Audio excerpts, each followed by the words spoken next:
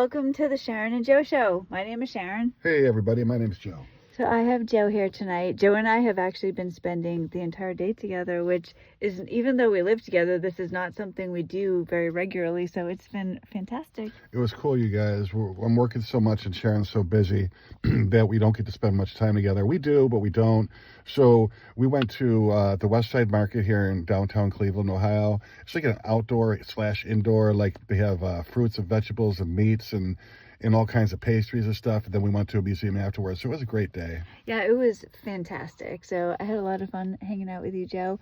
And Joe bought me some cannoli here. And you guys, if anybody has ever been to Boston, tell me if you've ever been to Mike's Pastry. It's in the North End. It's so good. The cannoli there, the Florentine, it's the best. So I want to take you there, Joe. I can't wait to take you there. So the cannoli today, it was definitely good, but it wasn't Mike. So will you come to Mike's with me and eat cannoli? Yeah, I would love to. I'd like to visit Boston again. I was there once, but it wasn't for a long time. Do they have any like revolutionary stuff up there, like any kind of cemeteries or like historic? I'm sure they do, right? Oh my goodness. Yes, there's too many things for me to even name because everything was set there. There were so many battles there. So much was there. It's the whole Revolutionary War started there. The Old North Church. We can see Paul Revere's house. There's tons of cemeteries. Yeah, there's Lexington, Concord, like so many different things. We'll take you guys there this summer if we happen to go. So definitely. Yes, that would be awesome. I would love that. Mm-hmm. So what I thought Joe and I would do tonight, just to have some fun because he hasn't been on the show for a while, I found these online, just some random questions that Joe and I can, some of them are just, we'll kind of answer randomly, and other things are how well we know each other. So just a fun little thing for us to do tonight, just That's to see cool. How well we know each other, and you guys can learn a little bit more about us. So I have no idea. I didn't look at any of these questions. So I'll start with the first one. We might not do them all. So you can just go through, just choose one at random, and then let's see what it says. Yeah, it's nice not to talk about narcissism or anything like that. Just kind of have a little fun. Okay. And then you guys, I guess, can answer this too and just think of your past, your present, or whatever, but not the bad past, not the bad part. Here's the first question. Who is most likely to leave the lights on? And I already know this one, and I think Sharon will agree. It will be Sharon. It would be me, 100%, yes. You guys, I like to say I'm frugal, but it's not really. I'm so cheap, you guys, that like, yeah, I'm one of those guys that like, I want to make sure that the lights are turned off, or there's, if the electricity isn't being used. And then when I think of like landscaping or even with Christmas lights, I'm like, can't we get some cheap solar ones from the Dollar Tree? All right, no, stop. Seriously, all right. Joe I cannot stand not having, I like all the lights on because otherwise I'll get sad. So I like to have the lights on. But the kids and I went out looking for Christmas lights one night, Joe. All right, Joe goes to bed earlier, all right? So the kids... I do, because you guys, I wake up at like 4 No, o'clock. I'm not making fun of you. The reason I'm telling you this is for the story. So the kids and I go out for looking at Christmas lights. It was probably 8:30. We come home. The entire neighborhood is lit up. Our house is just, every single light is off. It was just plunged in darkness. It was horrible. I was like, what did he do? You do, if you guys know my personality, I'm sure by now, if you listen to some Sharon and Joe, like I have a little bit of a melancholy kind of attitude towards life. It was just incredible, though. Each house, and then, there's ours. Okay, let me move on before we get into a fight. Okay, well, we don't fight, so that's cool. Okay. Oh, we're gonna fight. Did you see what that says? Oh shit. Okay, what would you rather have, pasta or pasta? Do you rinse or not rinse your pasta? All right. Now, here's my thing, you guys. I'm Italian, so I come from my Italian background. It's in my blood. You rinse the pasta off because there's starch on the pasta. Now, when you're doing macaroni and cheese, you don't rinse the macaroni off because the starch makes the powdered sugar stick to the pasta. But when you're making spaghetti, I always rinse the pasta. I firmly am against rinsing pasta. I don't rinse pasta when I make spaghetti. You know what, you guys? Joe actually drives me crazy with this. When it comes to spaghetti, like, no, he Sharon thinks is near chef. No, Joe thinks because he has some Italian blood that somehow translates into you being the expert on all things Italian cooking, and I don't agree with you. I learned to cook, you guys. I learned to cook when Paris was really small. by watching the Food Network, and one of the people that I watched was Giada De Laurentiis, an Italian cook, and she is the one that told me. I grew up with my mother who hated cooking, and no dig at her. I really don't. She wasn't a great cook, so I don't tend to follow what she did. She was a pasta rinser. She's probably like 50 pounds overweight. She was a pasta She probably has rinser. diabetes. No, she's Giada, probably no, diabetic. she's not. She's a beautiful young woman. Listen. It doesn't even matter anyways. If she was overweight and we had diabetes, it was because all she eats is bread and pasta, and she doesn't even rinse the pasta. Well, you know what? Fine. That was the question. See, this is the type of thing. See, I come from the old school where my dad was like first generation American, and all right. he made Let's the move sauce. on. Okay. Let's move on. All right, Let's move we're on. moving on. Okay, so next question. How do I make you feel? What is it? How do I make you feel loved? Sharon, then this is the truth. Every day that I wake up, I feel loved. Like Sharon, she makes lunch for me. She packs lunch for me. You do. It's just, you don't ever need to tell me that because you show me it every day. Like when I come home, there's something made for me for dinner. Like she just does everything. She takes care of the house, the animals, and we don't get to spend too much time together, but she'll like go out of her way so that we can spend another like extra 30 minutes or so at nighttime before I go to sleep.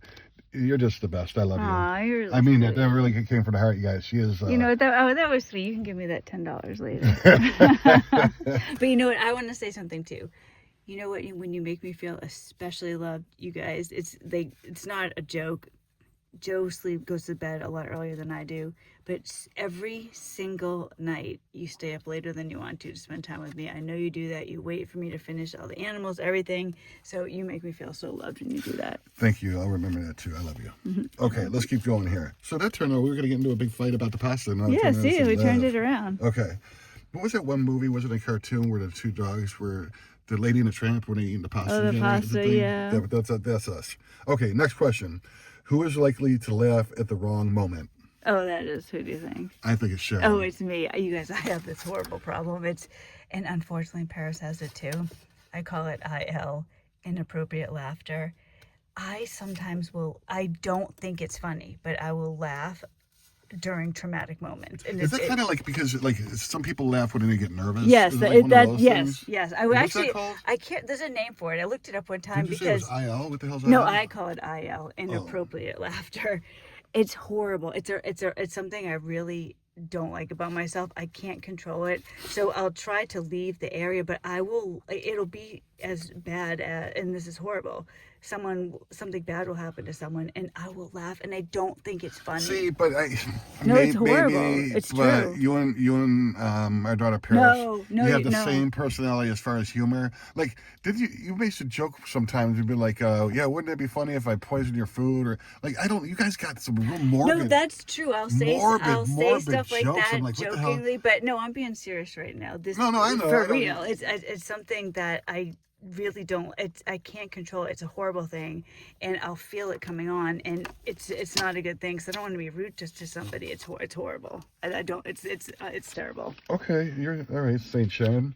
Let me go on to the next question here. What are 3 things you can't live without? Well, that's easy. Food, clothing, shelter.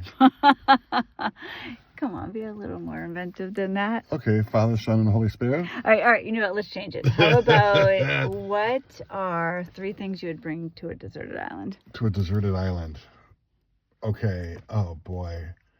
What do you use to make fire? Like, would it be flint and something else? No, some type of like tinder to go with it, or could I you can have get the matches tinder from maybe? the island. No, because the island, the match will eventually run out. But they got Yeah. like these tin things that will last you forever. So I definitely got that because you got to have fire. Without fire, you're effed. Yeah. Okay. But wouldn't you need something? Maybe I'm wrong, but if you had that. You could get a stone or something. Oh yeah. Okay. Yeah. Absolute need the fire. 2 other things. Man, sure. See, I used to watch that Bear Grylls guy, and you watch somebody else, but I would think something of some kind of a weapon of some kind. And not even a weapon, but a tool / weapon, like some kind of like a multi-gadget. Yeah, knife multi-tool thing. would be good. Yeah. That and maybe some kind of a canteen or something to be able to carry water in. But those are just off the top of my head. But I really have to tweak and listen to it. What would yours be? Oh, I would bring the Bible, a sleeping bag. Wow, I never thought about the Bible. Because I wanted to have Well, something you need to a waterproof, do. Yeah. waterproof Bible Well, yeah. or something. To protect Hopefully it. I'd be rescued. Yeah, but that's all right. So I guess, yeah, let's see. Yeah, weapons. I guess I'd want a multi-tool Bible and a sleeping bag. Yeah, that's okay. Maybe, I guess. Yeah, well, that's a tough one to kind of just come off at the top of your head. But okay, next one is, what impression do you think I make when I meet someone? This is an interesting one because you guys don't see us. I'll go first. Okay. I think that you give off, I think when someone meets you, when they first see you, I think you're intimidating. Why? Well, because you're big and you don't. What do you mean big? Well, like, Trying to like be you polite? know. No, I mean you're big and muscular. I don't mean you're big and overweight. Yeah, you're really overweight. And no, like you're big and strong and muscular. You're bigger than other people. And I think that naturally, and then like if you wear like a tank top or something, you can tell. So I think that might be a little intimidating sometimes. And also you don't generally have an inviting look on your face. But when somebody talks to you, even right away, I think they will be blown away because you're completely different than I think the initial impression that you give off is. I think it's like a self-defense mechanism that I've gotten. It's just like don't even think about it kind of deal. Like, so this, the best way to like to be like to defend yourself and win in a fight is to avoid it at all. To avoid it. And I think it's one of those things where like somebody would think twice before they do. Yeah. And it's just my way of saying that. But like I'm very kind. I'm friendly. I think right? You're very friendly. Yes. Yeah. So, like it's just it's initially like if somebody just happened to see you or if they never spoke to you, they might think that way. But anyway. So for Sharon, I think it's like a enigma because like you come Big. across, huh? I think I'm big. No, what's enigma has nothing to do with that. I'm joking because you said that. Oh no. Because she comes off as very intelligent, but she has tattoos, but very intelligent and very like petite, like athletic, like ballerina kind of athletic, but intelligent and very pretty and petite like. So that's what I would think. Like if somebody spoke to you, they would know that you definitely are well educated, and because you're very you are, and like you have the body of like a ballerina, and you're very pretty. So I think all that. So that's what I would think for real. That's what I. You didn't think I paid you off? No, not at all. All right, before I screw that up. Or anything like that, All right, we'll do one more. Want to do one more? Yeah. Okay, what is your favorite way to relax? Would you go first? What's your favorite way to relax? Probably my favorite way to relax is sitting in bed at nighttime with my dog and you by my side. Yeah, I was going to say, you guys, like, my favorite thing to do to relax, and it's weird because it never used to be this way. When I go to the gym, it's not really relaxing, but it's like my sanctuary, and I don't relax. I like really put out a lot of effort. But when I, as far as relax in my sanctuary, is like being with Sharon and like cuddling up under the covers and like watching a documentary or learning something and just kind of turning off the rest of the world and just being with you and, you know, our animals and stuff, and just kind of, yeah, I love that. Oh my gosh. Yeah, me too.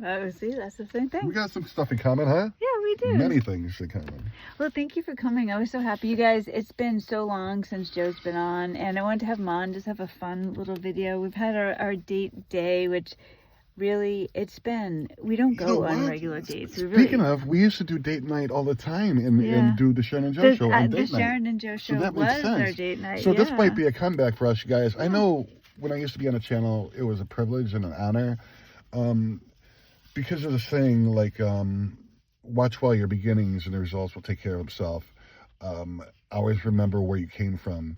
And when I used to share with you guys my experience with narcissism and this and that, and through the God of my understanding and triumphing over that, I get to give back a little bit. And then I get so much more in return through your comments and what people say, because there's so many just wise people out there So I miss it. So this might be like a comeback. Yeah, so I might actually invite you back, right? Oh God, don't start. I'm just goofing with you. All right, thank you so much for coming, and I will see you guys later. And Joe, I guess we'll continue our date night. Yeah, my love to you guys. I hope you have a good day. Yeah, me too, guys. Bye, everybody.